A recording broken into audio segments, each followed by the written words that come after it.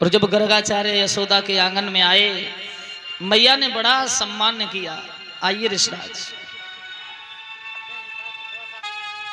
देखिए मैया ने यह विचार किया कि आज हम ऋषि गर्गाचार्य के द्वारा घर पर हवन करेंगे और सत्यनारायण भगवान की कथा कराएंगे। और हमारा इस कलयुग में फर्ज भी बनता है कि ज्यादा नहीं तो हर अमावस्या पूर्णिमा को एक छोटी सी 11 या छोटा सा हवन करें और सत्यनारायण भगवान की कथा कराएं। सत्यनारायण भगवान की कथा कोई छोटी कथा नहीं, बहुत बड़ी कथा है। यही यशोदा मैया ने नियम कर लिया कि सत्यनारायण भगवान की कथा कराएंगे आज। गर्गाचार्य मुनि ने सुंदर यज्ञ किया और सुंदर बहुत अच्छी तरह से सत्यनारायण भगवान की कथा को श्रवण कराया। और भगवान कृष्ण यशोदा के आंगन में दूर खेल रहे हैं, हाथ मिट्टी में सने हुए। कथा संपूर्ण हुई। यशोदा मैया ने खीर पूड़ी बनाई है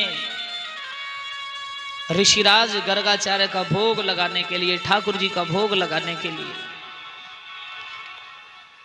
एक थाली पड़ोसी गर्गाचार्य के सामने ले जाके रखी।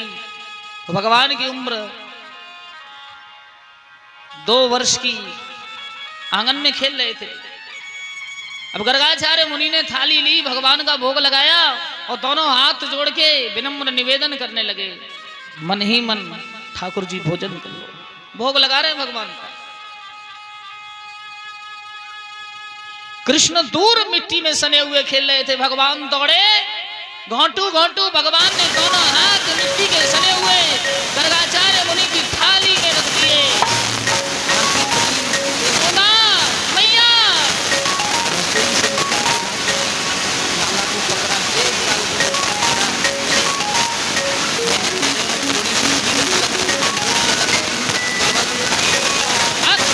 दूर ले जाकर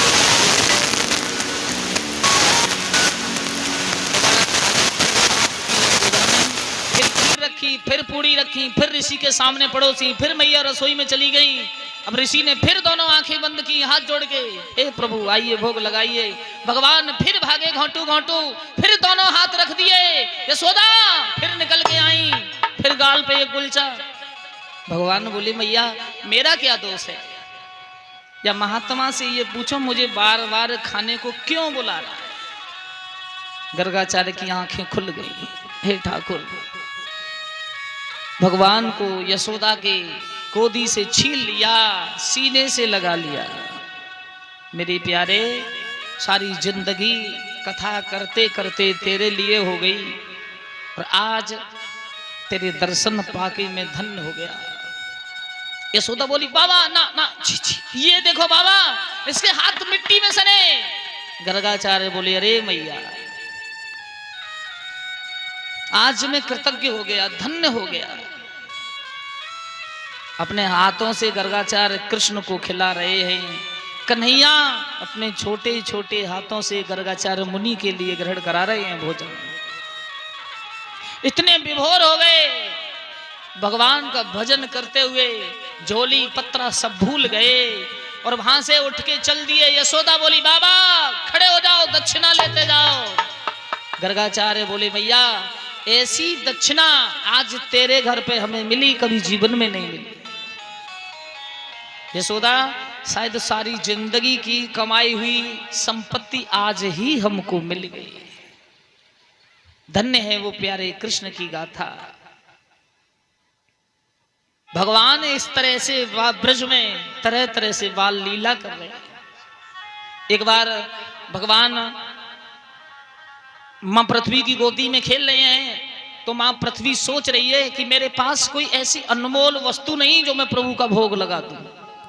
स्वयं धरा, स्वयं पृथ्वी कह रही है कि मेरी गोदी में खेल तो जरूर रहे हैं, अगर कोई ऐसी चीज होती कि मैं प्रभु का भोग लगा देती। भगवान समझ गए, समझ गए मैया पृथ्वी हमें भोजन कराना चाहती है, समझ गए।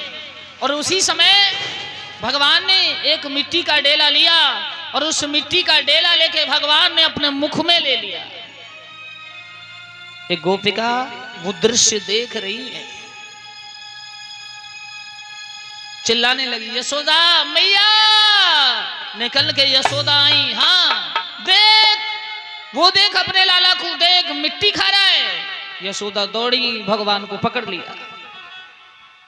लाला मिट्टी खा रहे हो? भगवान ने मुंह बंद कर लिया। यशोदा बोली मुंह खोलो। कान पकड़ा, मुंह खोलता है नहीं। भगवान मुंह ही नहीं खोलते। गोपिका शिकायत कर रही है, कह रही है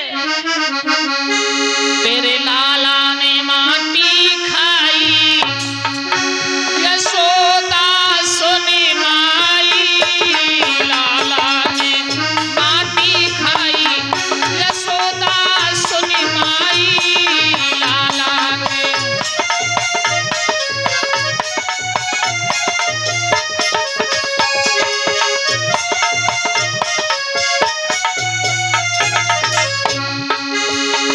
तेरे लाला ने माटी खाई, यशोदा सुनी माई। लाला ने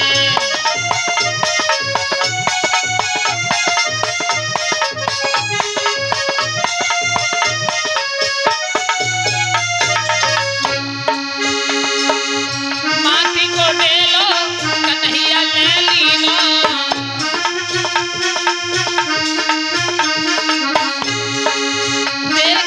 देखत मोह ही लीनो।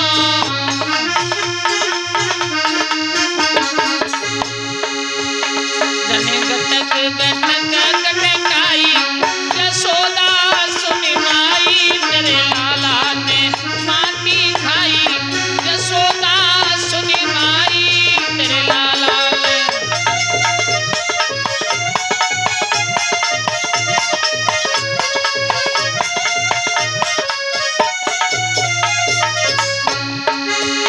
तेरे लाला ने माटी खाई, यशोदा सुनी माई।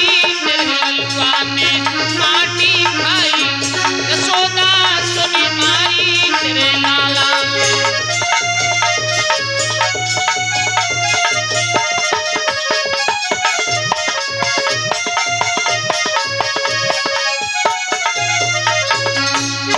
तेरे कान्हा ने माटी खाई, यशोदा सुनी माई। तेरे लाला ने